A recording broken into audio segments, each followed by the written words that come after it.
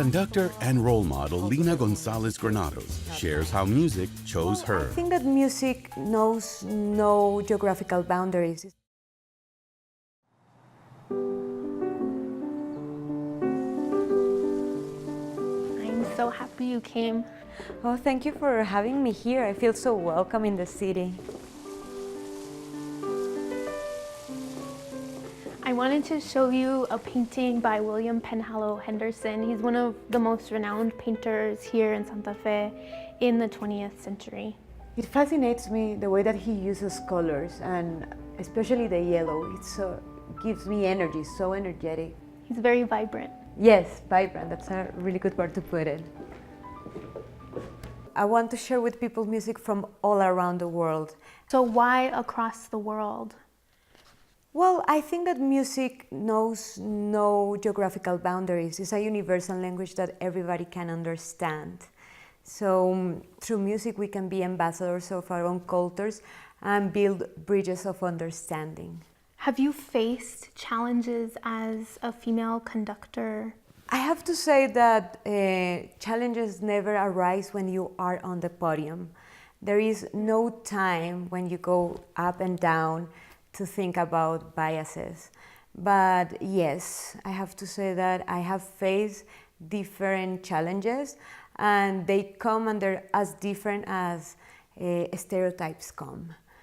Each person who poses a challenge to me has their own part of the story, and that's a linear path. It doesn't define me. So I just go and try to do my best, and if they like it, it's okay, and if they're not, we move on. All the challenges arise of people's own risks, aversions, and also their own insecurities, not mine. What is music to you if you were to really talk about it from within, in your bones, in your person? What does it feel like to you? It's my safe space. Basically, it's in the place where I can feel more comfortable, and it's in the place that I can share to everyone who I am. Music is who I am, and music shows me. I chose music, and I am music. When did you feel like music said, Lina, I choose you? I remember when I was 5 years old, my grandfather showed me an album of Beethoven 5. And I remember feeling absolutely overwhelmed by emotion with something that I didn't know. I was scared, I didn't know why I was scared. I was completely moved to tears. And from that point on, I just knew that this was something that I needed to pursue. I always wanted to be a doctor. Also, my parents are doctors, but one day I decided to be brave and say, okay, this is where I feel more comfortable. And that was it. The day that I decided to be brave, that's when I said, music is mine. What kinds of emotions are you talking about? All of them. I think the biggest composers in the world have been able to portray human character into the pieces, into notes. So for example, Beethoven, being deaf and being able to be grateful for humanity and nature and composing the Sixth Symphony. Just gratefulness into pieces that nurture me. So I feel that I can be grateful, I feel that I can be courageous, I feel that I can be generous, can feel forceful, proud, scary. So all of the spectrum of emotions, and all of them really extreme, so you can really connect into a deeper level of understanding of the music. So I have to make a lot of explorations into myself. So you were there to bring that out of your orchestra, to really cull that from them. And yes, exactly, because notes only exist when they just happen. I mean, so I just have to be absolutely creative. Do you have words of advice to encourage other women who want to be in music, maybe like you, who haven't taken that step to be brave, like you said?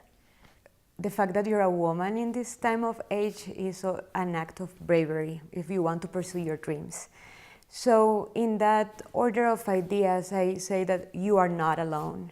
That's the most important one. You need to seek for help and never be afraid to say, I need help to fulfill my dreams. Someone will hear you.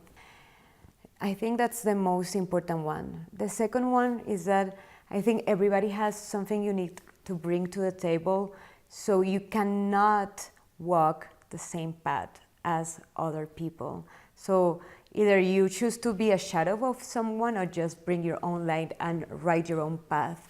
So just don't compare yourself to others and be patient to yourself. That's great advice. Oh, thank you. I have to actually tell that every day to myself, like be patient. You're doing what it needs to be doing. And always, the other one is be generous. It's in the same order of ideas of you're not alone in this. So you have to share with people who are behind you looking for the opportunity. It's not, you don't have to shine for yourself to be successful as a woman. If I can leave this world having inspired some other women conductors from Latin America and helping them, I would make my mark into the world, even more than actually conducting. So you're here in Santa Fe representing the Pro Musica Women's Distinction Initiative. Why is female presence in leadership in the arts so important right now? It is important right now because before we were never part of the conversation. The unique perspective of conductors and female conductors is that leadership happens in real time. So there's no point of discussion of how to challenge the leadership. So in that sense, that's why I think women have been pushed back at the beginning of history of music. But nowadays, the conversation of having equality is going so fast that we cannot resign and we cannot lose the opportunity to come back to the 21st century as classical musicians, even if we are performing sometimes works that are 400 years old. So in general, having that leadership happening in real time, it's really indispensable. And we need female figures everywhere. I mean, and I say female figures, I yearn from the day that we just call it conductors. But until that moment, female scientists, female conductors, women in distinction, women in leadership roles are important.